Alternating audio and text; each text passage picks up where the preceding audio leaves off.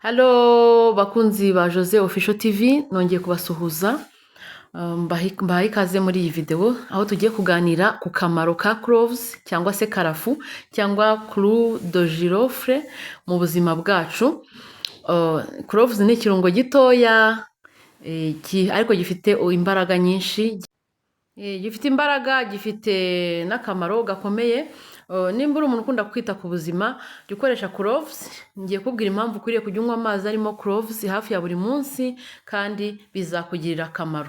Niba uri umuntu rero wita ku buzima bwawe urebe iyi video yose kugera ku musozo kugira ngo uze kumenya neza akamaro ka cloves, uburyo uyikoresha naho udakwiriye kuyikoresha n'impamvu ukwiriye kujya uyikoresha yaba mu cyayi cyangwa se mu mazi. Twagiye rero nimba ari ubwa mbere ubonye iyi channel ukore subscribe kugira ngo igihe cyose tuzajya dukora video ujye uhita ubona notification. Cloves rero ubundi ni indabo bazihinga ari ibiti noneho zikazana uturabo tusanzwe ari two tuza kuma tukaba cloves. Usibye rero cloves kuba ari ikirungo gihumuza ibiryo cyangwa se gihumuza ibyo kunywa cyane cyane muri Aziya niho bakunda kubikoresha. Cloves ifite n'akamaro gakomeye ku buzima bw'abantu. Abantu bazikoresha bazitangira ubuhamya. Cloves ushobora kuzikoresha uzinywa mu mazi, ushobora kuzikoresha uzinywa mu cyayi uko ubishaka. Cloves rero ubundi ibiti byazo biba bimeze nka gutya. Abantu bagiye bajya muri Tanzania cyangwa muri Kenya bashobora kuba barazibonye, zera ku biti zikaza ari utuntu tw'uturabo twakuma noneho zikaba zira cloves cyangwa se karafu twebwe tubona. Muri Tanzania no muri Kenya niho nzi bazihinga, muri Afrika sinzi nimba ari n'ahandi murabitubwira muri comment. Noneho rero iyo tumaze kuma turahumura. Rero abantu bo muri Aziya bakunda kuzikoresha mu guhumuza icyayi cyangwa se ibyo banywa n'ibyo barya, sinzi imba bazishyira mu biryo ariko zirahumuza. Ngiye rero nkuko nabibabwiye nkunda gukoresha ibirungo bifite akamaro. Hari ibirungo nyine byo kuryoshya ibiryo, hari n'ibirungo bivura. Ngiye nibyo nkunda gukoresha. Ngiye rero aho nkunda kuzikoresha ni mu mazi yo kunywa. Ushobora kuzinika mu mazi ukazinywa amazi zamaze gukora, mu mazi ashyushye ukazabinywa nka mu gitondo. Wari zirajemo ushobora gushyiramo indimu, ushobora gushyiramo cinnamon, ubivanga uko ushaka bitewe nuko umva ubyifuza. Ushobora no kuziteka mu cyayi nko muri African tea, spice tea, mu byayi ushobora kuzitekamo ugashyiramo amajyane ukavanga ukanywa. Cloves rero zino ndabo nubwo ubona ari ibintu turi aho ngaho ariko dufite akamaro. Icya mbere cloves zivura amenyo. Nka kuri ubu uri kubabara iryinyo ushobora kugahekenya kakakuvura iryinyo cyangwa se uburibwe bukagabanyuka, uhita wumva habaye nk'aharimo ikinya. Sinzi abantu bazikoresheje nimba mutarabyumvise. Iyo ugahekenye ukaragenda akajya hahandi wumva iryinyo ryakubabazaga kumva hahise haba nk'aharimo ikinya ukumva urorohewe. Wenda nimba ari iryo uzajya gukuza cyangwa se bizagira gute ariko uroroherwa mu gihe gitoya. Ivura nyine indwara z'amenyo cyangwa se izo mu kanwa. Cloves icyo ni icya mbere. Icya kabiri zigabanya isukari mu mubiri. Zigabanya isukari mu mubiri. Icya gatatu cloves zifasha mu igogora ry'ibiryo. Iyo wariye ibiryo ukanywa nk'icyayi cya cloves igogora riroroha. Icya gatatu. Icya kane cloves zifasha, urabona nk'abadamu iyo bagiye mu mihango ntabwo ari byiza kuyikoresha uri mu mihango, ariko iyo uyivuyemo ushobora kuyinywa noneho igafasha mu koza mu mubiri ku buryo ya myanda yose yari isigaye, hari utwanda dusigara inyuma ukabona dusohotse vuba vuba. Ikindi zifasha ni ugusukura umubiri, yirukana ibinure bibi mu mubiri, hanyuma microbe zari ziri mu mubiri zikavamo. Isukura umubiri rero ni nk'uko mbivuze. Ariko mbere yo kuyinywa hari ibyo uba ugomba kwitondera. Ntabwo ari ugupfa kuyinywa uko ubonye. Ni byiza ko ubanza ukareba impamvu ugomba kuyinywa, ariko ukanamenya n'uburyo uyinywamo n'inshuro unywa. Uranywa ingana iki, urayinywa igihe kingana iki, ese wayirinda ryari, wakwirinda kuyinywa igihe bimeze biti. Ibyo nibyo turi buze kuvugaho. nimba ari ubwa mbere ubonye cano ukore subscribe, ukore like, ukore na comment kugira ngo ubutaha nitujya dukora ikiganiro ujye uhita ubona notification. Hari umuntu wigeze kumbwira ngo iyo ufashe cloves ukayiraza mu mazi ngo ugakamuriramo indimu ukabinywa ngo bituma ugira uruhu rwiza. Nibyo, cloves nk'uko twabivuze yirukana mikorobe n'amabagiteri mu mubiri, bifasha mu kugira uruhu rwiza, uruhu rwawe rugasa neza.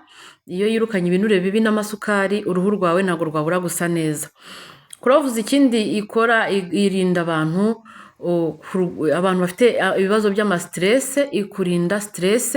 Nimba uri umuntu ujya ugira stress ukabura ibitotsi, uzakoreshe cloves zizagufasha. Urayifata ukayinika mu mazi ukayanywa mu gitondo ukibyuka, nta kindi kintu urafata, ikagufasha. Nimba uri umuntu ujya ubura ibitotsi, niba uri umuntu ushaka kuyikoresha cyane cyane nk'abadamu, ushobora kuyikoresha, ariko nk'uko nabivuze uzirinde kuyikoresha uri mu mihango. Ku bagabo namwe hari abantu bakoresha cloves bakanywa inzoga, ntabwo ari byiza. Cloves ntabwo ari nziza kuzinywa uri bunywe inzoga, bisaba ngo uyinywe utari bunywe inzoga. Icyo ni ikintu cya mbere wirinda. Icya kabiri ni ukayikoresha na tungurusumu.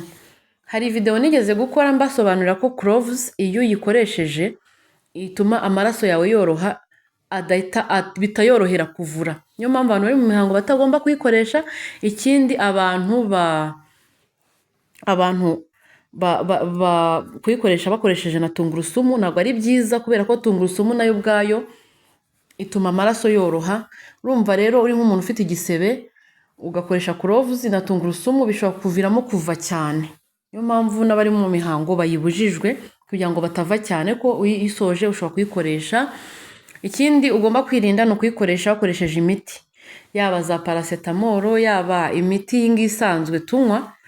Byaba byiza iyo ukoresheje cloves utanyweye iyo miti. Niba uzi ko hari imiti ufata kenshi mu buzima buhoraho, ugomba gukoresha cloves nkeya kugira ngo bitagera mu mubiri bikaba byagutera ubundi burwayi. Hari umuntu ugeze gukoresha nk'iyi miti tuba twabwiye ngo ajya muri koma bitunguranye, bitewe n'uko yari yanyweye inzoga nyinshi, yakoresha n'imiti ya gakondo, biza kurangira agiye muri koma. Mujye mwitonda igihe uzi ko uri bunywe inzoga, cyangwa se igihe uzi ko wanyweye imiti nk'iyi ya gakondo, ujye wirinda kunywa inzoga, cyangwa se wirinde no kunywa imiti yo kwa muganga. Niba uzi ko uri ku miti, wirinde kunywa cloves, imiti iyo ari yo yose. Hanyuma ubaye byiza wayikoresha wabajije muganga wawe ukamusobanuza nimba wayikoresha. Cloves rero ni nziza, ibyiza byayo ni byinshi, tubivuze ntitwabisoza kuko ni byinshi. Cloves abantu benshi bakunda kurwara umutwe bazitangira ubuhamya ko iyo zikunze kuzikoresha zikurinda uburwayi bw'umutwe, zifasha mu kurinda kanseri y'ibihaha, ndetse zinafasha mu kurinda kumva udusebe two mu gifu, birinda igifu. Ni nk'ibyo byose rero. Nimba ari ubwa mbere ubonye cano nk'uko nabivuze, ukore subscribe, kandi nimba usanzwe ureba video zacu ujye ureba video kuva ku ntangiriro kugera ku musozo, kugira ngo uzirebe umenye usobanukirwe ibirimo.